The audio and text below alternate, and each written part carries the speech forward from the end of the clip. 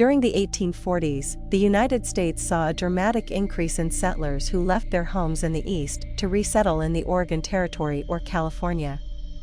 Most wagon trains followed the Oregon Trail route from a starting point in Independence, Missouri, to the Continental Divide of the Americas, traveling about 15 miles a day on a journey that usually took between 4 and 6 months.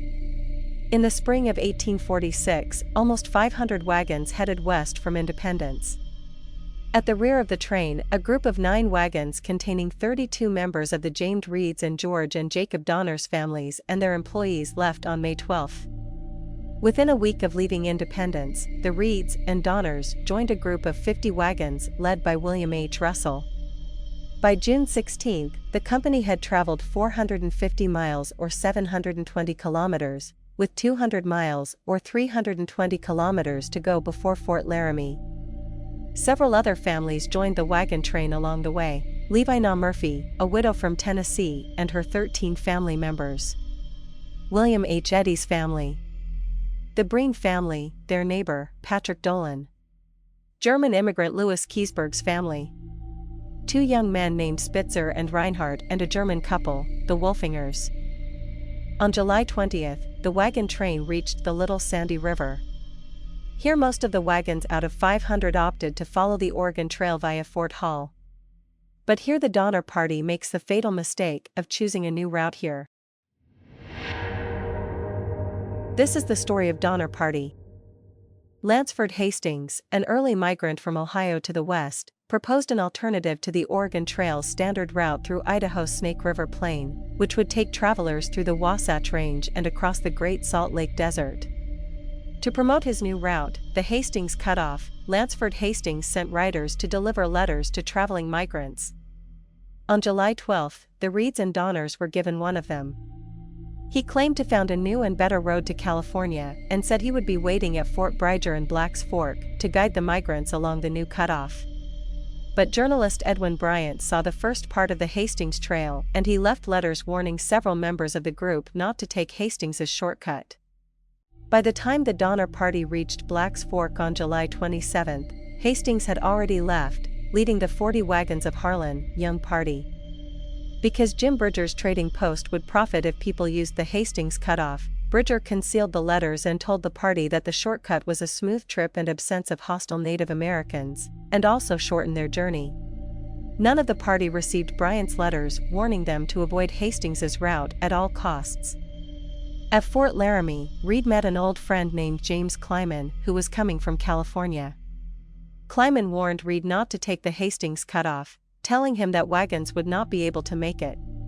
On July 31, 1846, the Donner Party left Black's Fork and the company was joined by the McCutcheon family. And here they made the mistake of turning south to follow the Hastings Cutoff instead of established Oregon Trail. Within days, they found the terrain to be much more difficult than described. Hastings wrote directions and left letters stuck to trees. On August 6, the party found a letter from him advising them to stop until he could show them an alternate route. Reed, Charles T. Stanton, and William Pike rode ahead to get Hastings so he can guide the party. But Hastings showed them only part way, giving the general direction to follow. Without the guide they had been promised, the group had to decide whether to turn back and rejoin the traditional trail. But again they chose to follow the tracks left by the Hastings' party. Their progress slowed to about 1.5 miles, 2.4 kilometers, a day because they were required to clear brush, fell trees, and heave rocks to make room for the wagons. Finally, Donner Party made its way across the Wasatch Range of the Rocky Mountains. The Graves family joins them. Their arrival brought the Donner Party to 87 members in 80 wagons. It was August 20th by the time that they reached a point in the mountains where they could look down and see the Great Salt Lake. It took almost another 2 weeks to travel out of the Wasatch Range. The men began arguing, and doubts were expressed about the route. Food and supplies began to run out. Stanton, Pike, and Reed tried to get help but had become lost on their way back. By the time that the party found them, they were a day away from eating their horses. A young named Luke Halloran died of tuberculosis on August 25. A few days later, the party came across a torn letter from Hastings, which indicated there were 2 days and nights of difficult travel ahead without grass or water. The party rested their oxen and prepared for the trip. They saw ahead of them the Great Salt Lake Desert, a dry, barren plain, perfectly flat and covered with white salt. The Donner Party continued. In the heat of the day, the moisture underneath the salt crust rose to the surface and turned it into a gummy mass. The wagon wheels sank into it, in some cases up to the hubs. The days were blisteringly hot and the nights frigid. After 3 days, the water was gone. Some of the animals were so weakened they were abandoned. Some oxen broke free, crazed with thirst, and bolted off into the desert. Everyone lost faith in the Hastings cutoff as they recovered on the other side of the desert. They spent several days trying to recover cattle, retrieve the wagons left in the desert. Reed suggested that 2 men should go to Sutter's Fort in California and John Sutter could assist them with extra provisions. Charles Stanton and William McCutcheon volunteered to undertake the dangerous trip and they leave for help. The journey seemed to get easier, particularly through the valley next to the Ruby Mountains. On September 26, 2 months after embarking on the cutoff, the party rejoined the Oregon Trail along a stream that became known as the Humboldt River. The Hastings cutoff had probably delayed them by a month, and this delay will become fatal because they will soon be trapped by snow. Here the group met Paiute Native Americans, who joined them for a couple of days, but stole or shot several oxen and horses. By now, it was well into October, and the party split off in 2 to make better time. 2 wagons in the second group became tangled, and John Snyder angrily beat the ox of Reed's hired teamster, Milt Elliott. When Reed intervened, Snyder proceeded to hit his head with a whip handle. When Reed's wife attempted to intervene, she too was struck. Reed retaliated by stabbing Snyder, and Snyder then dies. Although Snyder had been seen to hit Reed, and some claimed he had also hit his wife, but Snyder had been popular and Reed was not. Keseberg suggested that Reed should be hanged, but it was eventually agreed that Reed should leave the camp without his family. Reed departed alone the next morning. Grass was becoming scarce, and the animals were steadily weakening. So everyone was expected to walk.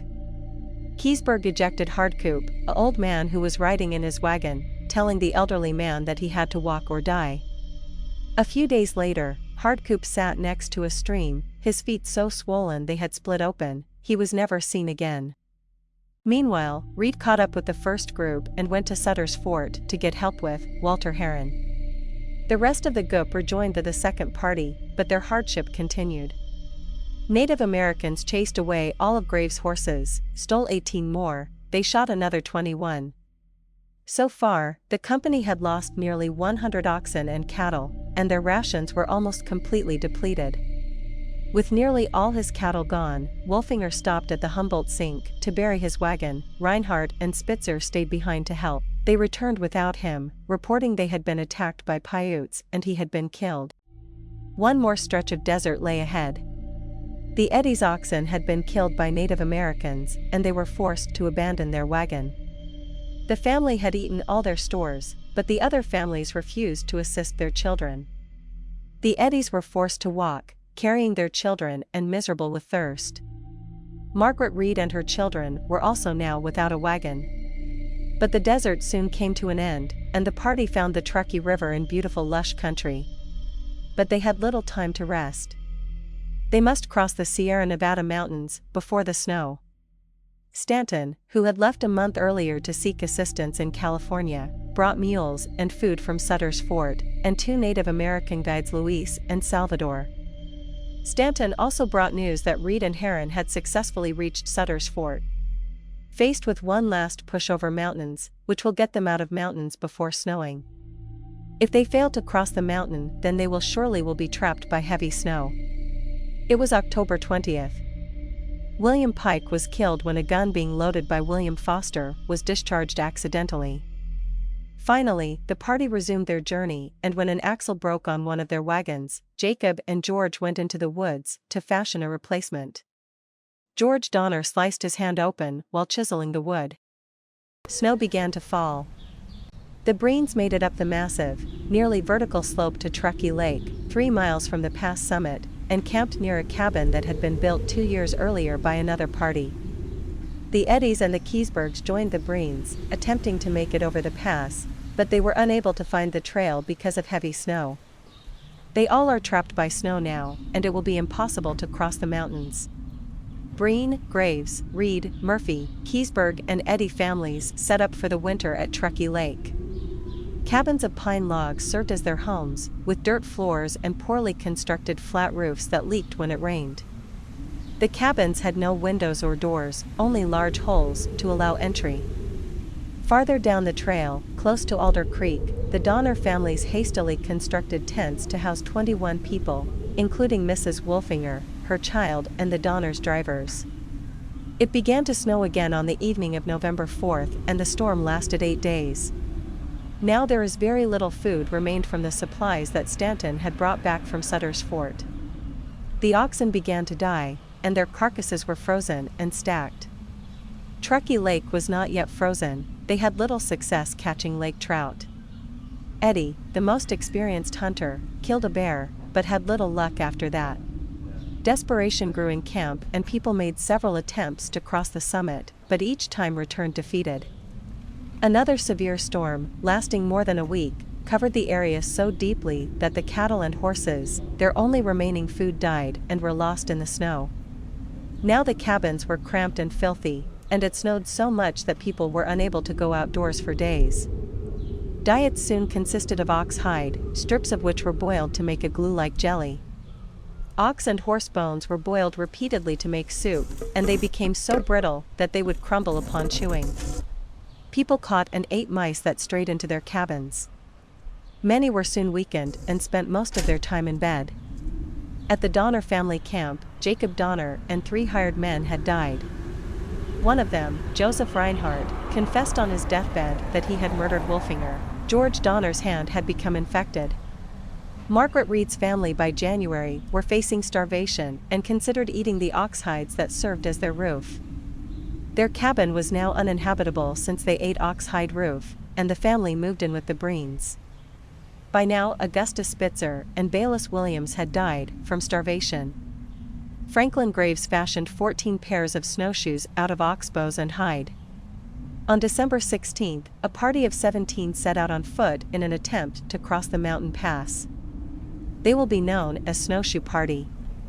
They packed lightly, taking what had become 6 days' rations, a rifle, a blanket each, a hatchet and some pistols, hoping to make their way to Bear Valley.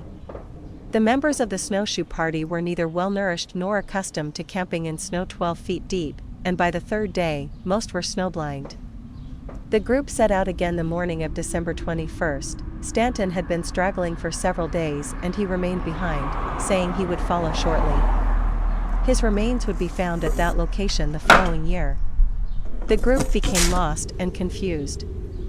After 2 more days without food, Patrick Dolan proposed one of them should volunteer to die in order to feed the others. Eddy suggested that they keep moving until someone simply fell, but a blizzard forced the group to halt. Antonio, the animal handler, was the first to die. Franklin Graves was the next casualty. As the blizzard progressed, Dolan began to rant deliriously, stripped off his clothes, and ran into the woods. He returned shortly afterwards and died a few hours later. Not long after, some of the group began to eat flesh from Dolan's body. Lemuel's sister tried to feed some to her brother, but he died shortly afterwards. Eddy, Salvador, and Luis refused to eat. The next morning, the group stripped the muscle and organs from the bodies of Antonio, Dolan, Graves, and Murphy. They dried them to store for the days ahead. After 3 days' rest, they set off again, searching for the trail. Eddy eventually ate human flesh, but that was soon gone.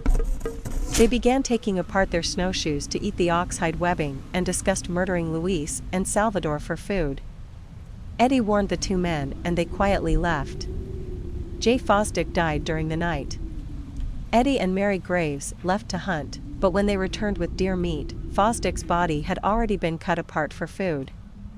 After 25 days, since they had left Truckee Lake, they came across Salvador and Luis, who had not eaten for about 9 days and close to death. William Foster shot both men, their bodies were then butchered and their flesh dried for consumption. A few days later, the remaining snowshoe party stumbled into a Native American settlement. The Native Americans gave them what they had to eat: acorns, grass, and pine nuts. After a few days, Eddie continued on with the help of tribe members to a ranch in a small farming community at the edge of the Sacramento Valley. A hurriedly assembled rescue party found the other 6 survivors of Snowshoe Party on January 17.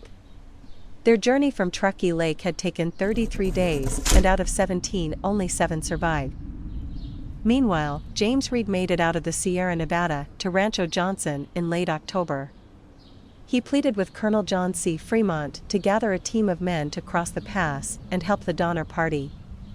In return, Reed promised to join Fremont's forces and fight in the Mexican-American War.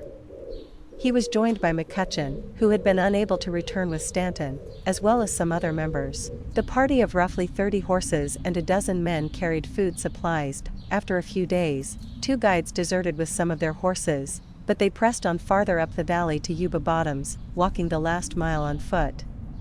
Reed and McCutcheon stood looking up at Emigrant Gap, only 12 miles from the top, blocked by snow. Unable to cross the Emigrant Gap, they turned back to Sutter's Fort. Meanwhile, a rescue party, including William Eddy of the Snowshoe Party, started on February 4 from the Sacramento Valley. Rain and a swollen river forced several delays. 3 of the rescue party turned back, but 7 forged on. On February 18, the 7-man rescue party reached the first cabins.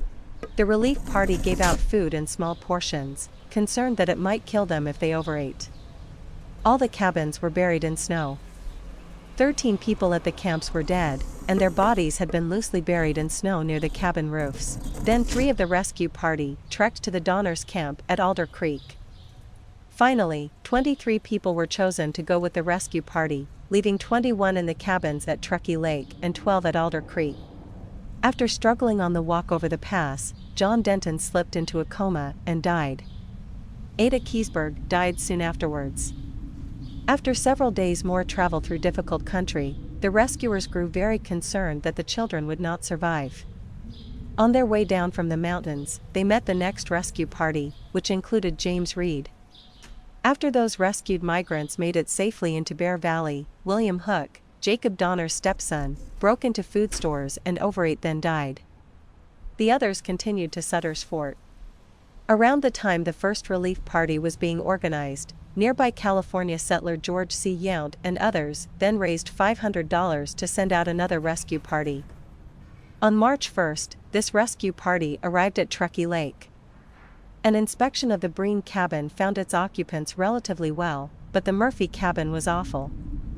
Levi Na Murphy had deteriorated mentally and was nearly blind. Louis Keseberg had moved into the cabin and could barely move due to an injured leg. In a while, they found Elliot's mutilated body eaten by starving people. The Alder Creek camp fared no better.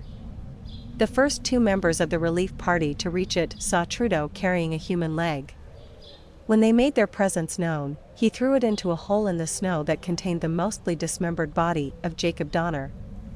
Inside the tent, Elizabeth Donner refused to eat, although her children were being nourished by their father's organs.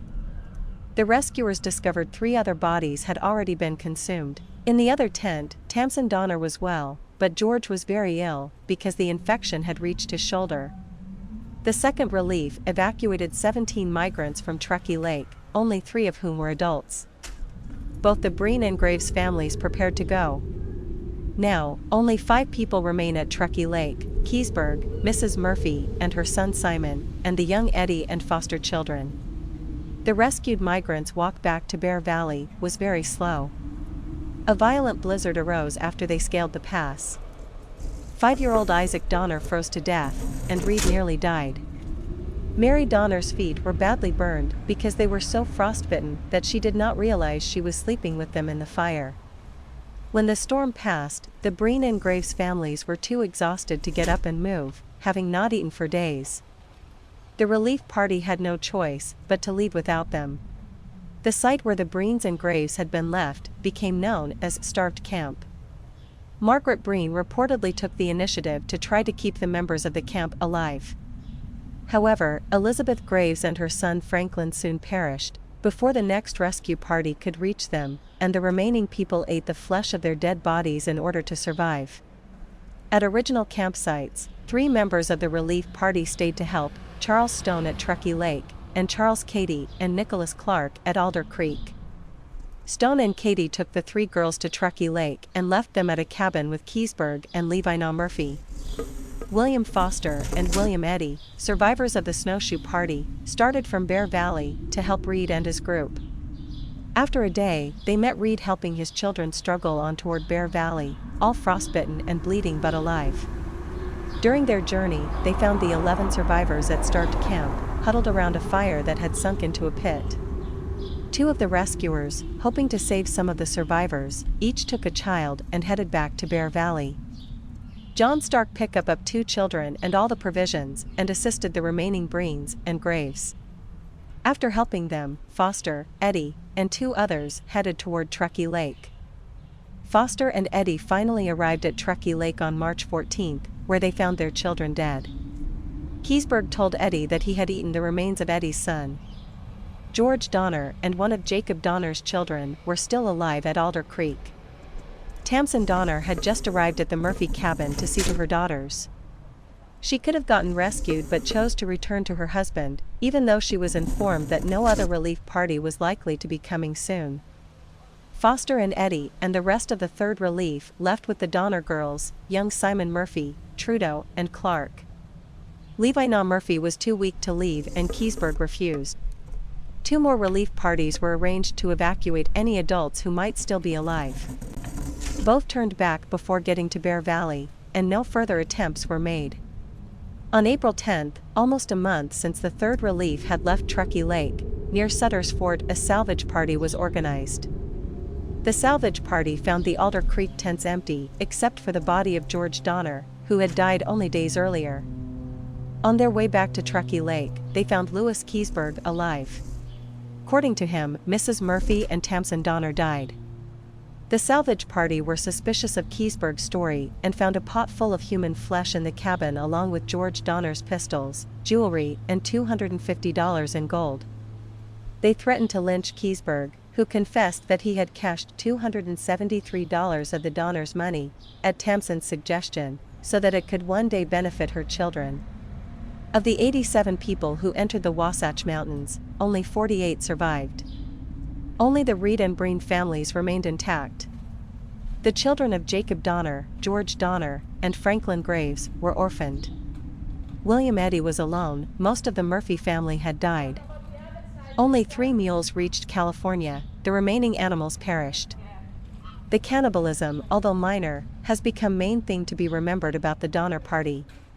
The site of the cabins became a tourist attraction as early as 1854. In June 1918, the statue of a pioneer family, dedicated to the Donner Party, was placed on the spot where the Breen-Keseberg cabin was thought to have stood.